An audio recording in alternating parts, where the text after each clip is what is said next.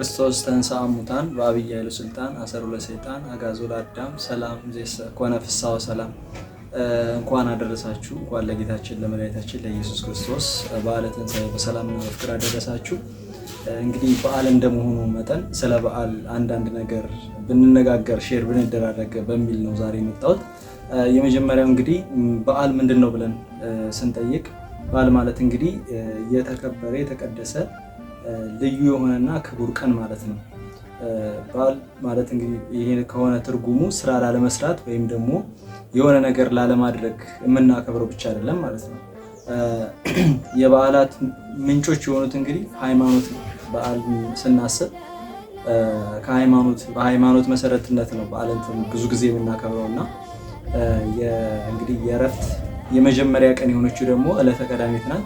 ጌታ ስቱን ቀን ፈጥሮ በሰባተኛው ቀን እረፍት የማያስፈልገው እግዚአብሔር ያው ፍጥረታትን ፈጥሮ አርፏል ማለት ነው እና እግዚአብሔር ያረፈበት ያቺ ዕለተ እረፍት የመጀመሪያዋ ሰንበት ትባላለች ማለት ነው በብሉይ ኪዳን እና ሌላኛው እንግዲህ በሐዲስ ኪዳን ደግሞ አዲሲቷ ሰንበት አለች ወይም ደግሞ ዕለተ እሑድን ይጨምራል ማለት ነው ሰንበት ስንል።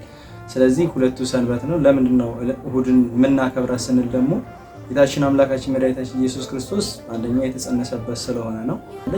ያለፈችው የብሉይ ኪዳንም ሰንበት ወይም ደግሞ ዕለተ ቀዳሚት እሷንም ሳትሻር ሁለቱንም ሰንበት ብለን እናከብራለን ማለት ነው እና እንግዲህ ፋሲካ እንደመሆኑ መጠን ትንሣኤ እንደመሆኑ መጠን ስለ ትንሣኤ አንዳንድ ነገሮችን ብንነጋገር ደግሞ መልካም ይሆናል ብዬ አስባለሁ። ትንሣኤን በምናይበት ሰዓት እንግዲህ ጌታችንና አምላካችን መድኃኒታችን ኢየሱስ ክርስቶስ ለሰው ልጆች የከፈለውን ዋጋ የምናስብበት በዓል ነው አይደለ? ይህ በዓል እንግዲህ መነሻውን በጥቂቱ ብናይ አዳም አባታችን የበደለው በደል ነበረ። ያ በደል ደግሞ ካሳ ሆኖ የመጣለት ጌታችን አምላካችን መድኃኒታችን ኢየሱስ ክርስቶስ ነው። ያም ደግሞ በስነ ስቅለቱ የተፈጸመ ነው ማለት ነው እና በብሉይ ኪዳን እንደምናስታውሰው እስራኤላውያን ካሉት መቅሰፍታት አንደኛው በኩረ ሞት ነበረባቸው እና ያ በኩረ ሞት እንግዲህ ፋሲካ ብለው ያከብሩታል። ምክንያቱም ምን ነበረ በዛን ጊዜ በነበረው የበኩረ ሞት ነበረ። በግብፅ ባርነት በነበሩበት ጊዜ እስራኤላውያን የመጀመሪያ የበኩር ልጃቸውን ይቀስፍ ነበረ መልአከ ሞት። እሱን እንዲያልፋቸው ደግሞ በሙሴ አማካኝነት እግዚአብሔር የሰጣቸው እንትን ነበረና በጉበን ላይ ደም ቀብተው መልአከ ሞት እንዲያልፋቸውና ከዛም እስራኤላውያን እንዲድኑ ማለት ነው። ስለዚህ የእስራኤላውያን በኩር ሞት አልሞተም ነበረ ከነሱ ማለት ነው እና ምክንያቱም መልአከ ሞት በሚመጣ ጊዜ ያንን የደም ምልክት ያያል። ስለዚህ ያልፋቸው ነበረ። ስለዚህ ምን ይሉታል ማለት ነው? ማለፊያ ፋሲካ የሚለውን ማለፊያ ብለው ያከብሩታል ማለት ነው። ምክንያቱም ከመልአከ ሞት ያለፉበትን ስለሆነ ማለት ነው።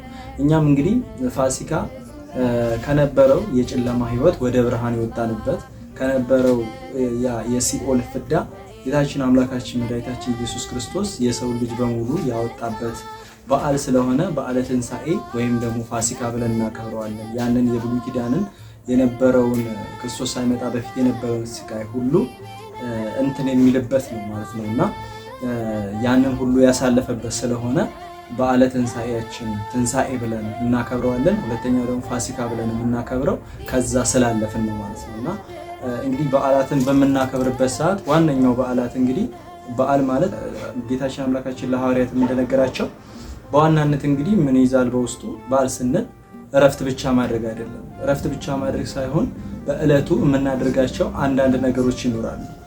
እነዛ ምንድናቸው? በጣም የተለያዩ መንፈሳዊ ተግባራትን ልናደርግበት የምንችለው ቀን ነው። ወይም ተኝተን የምናሳልፈው አይደለም። ስናከብር ለየት ባለ ሁኔታ የዛን ዕለት ጠብቀን ብቻ ምግብ በልተን ተደስተን ኦር ደግሞ የሆነ ነገር አድርገን የምናሳልፈው ብቻ ሳይሆን የተቸገሩ እህት ወንድሞቻችንን በማሰብ ከነሱ ጋራ በዓሉን በደስታ ነው የምናከብረው ማለት ነው። ይሄንኛው ነው መልካም ስራን በመስራት ነው በዓል ሲከበር እንግዲህ ስራን አለመስራት ብቻ አይደለም ብለን የተነሳ ነው መጀመሪያ ላይ አይደለም። ስለዚህ ምንድነው የምናደርገው?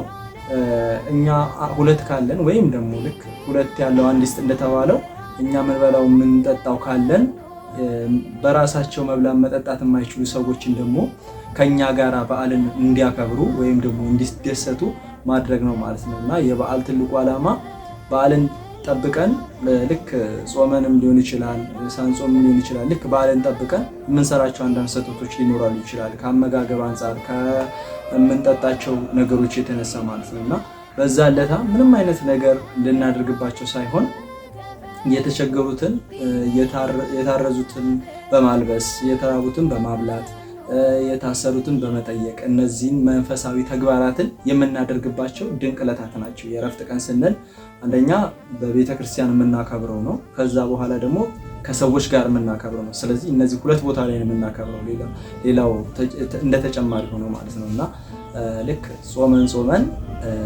ልክ ያን ጾማችንን የምናጠፋበት መሆን የለበትም ማለት ነው። እና በዓልን በምናከብርበት ሰዓት ስለዚህ ሁላችንም የበዓል ትርጉሙን ተረድተ ነው እንድናከብረው የእግዚአብሔር አምላካችን መልካም ፍቃድ ይሁንልን። በድጋሚ እንኳን አደረሳችሁ ማለት ፈልጋለሁ። መልካም የትንሣኤ በዓል ይሁንልን።